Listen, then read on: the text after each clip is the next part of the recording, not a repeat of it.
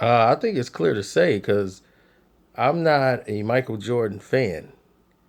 Like, I didn't grow up rooting for Michael Jordan. I rooted for the Detroit Pistons. I understood what basketball was all about. I understood the rules of the game. I understood the systematic play of teamwork and how chemistry and mental pressure was in the game.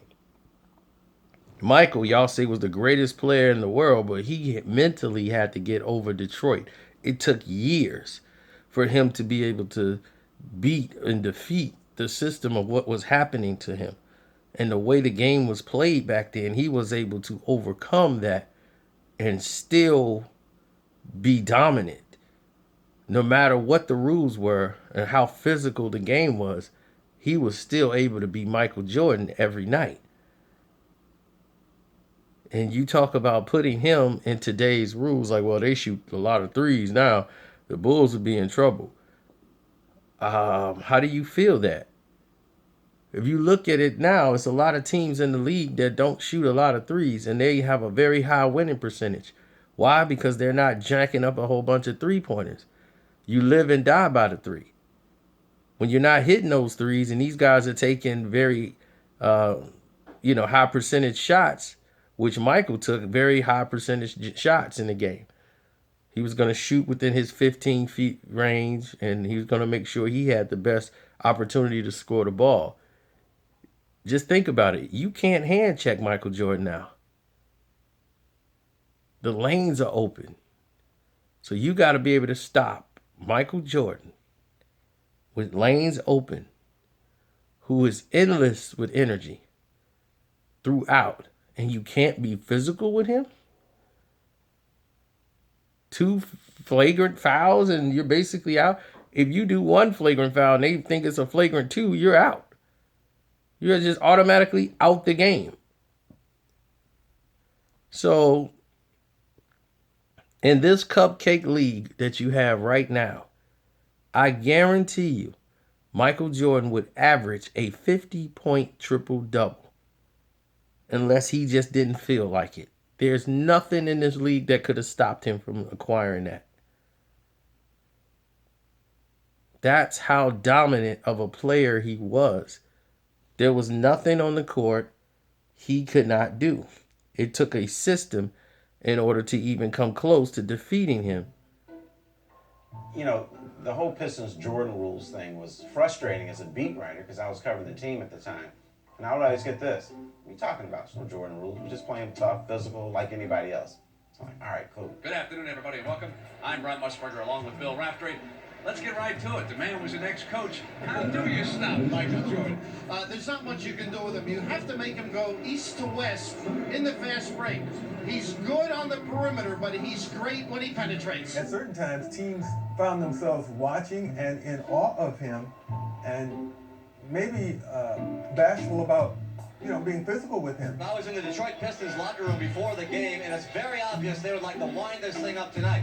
And while I was down there, Chuck Daly unveiled his final instructions for the players, and I wrote them down for you. Chuck Daly devised it, and his coaches, and it probably is one of the great things that made Chuck Daly the great coach that he was in everyone's eyes. Seventh game intensity, he said. Let's play like this is the seventh game.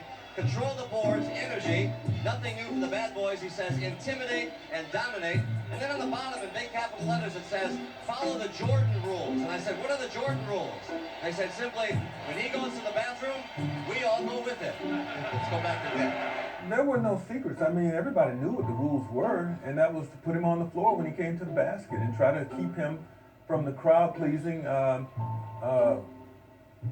super fantastic, flamboyant plays that he was capable of making. There was very little you could do with 23 in red. Very little you could do. You could try to contain him. There's no player that would have been able to check him. It was like LeBron would have locked him down. Man, this internet world, man. You guys have no idea what we had to do to go against this energy. He was a scoring machine. He's the best scorer the league has ever seen. Without a doubt, Michael's the best scorer the league has ever seen. I've never taken that away from him. He wasn't the greatest basketball player, but he was the greatest scorer of the basketball that we probably ever had. As far as being fundamentally sound, knowing how to get to the positions that he needed to do to score the basketball. Now, he understood the game a lot better than LeBron did. He had Dean Smith, as a coach. He understood how the game was, but he could not make other people who just didn't have it better around him. It was very difficult for him to do that. Where a person such as Isaiah Thomas, it was more of his calling to do something of that nature.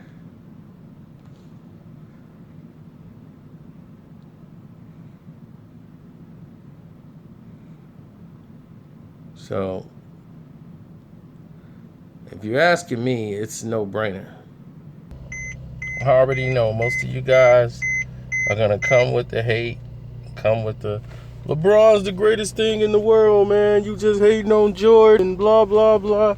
Hating on LeBron and this and that. It's not this had nothing to do with LeBron.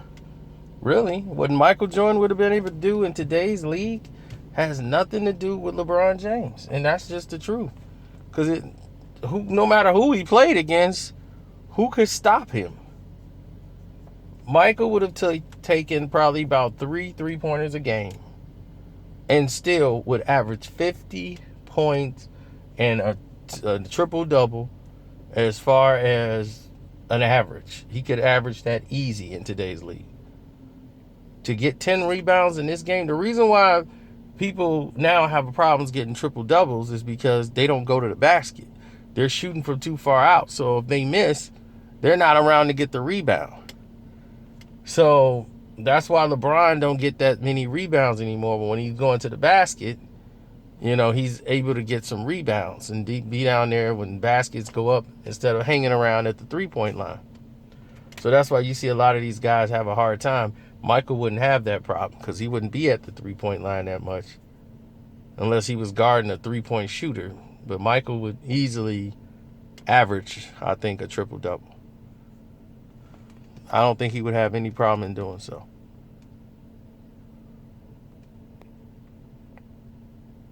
So, y'all tell me what y'all think. Leave the comments below. I'm going to go out here and make some runs and hopefully, get some things done. It's your boy Carcino. I'm out. And don't forget to subscribe and hit that notification button. Cool. Oh, you like my posters? Boxing for life, huh?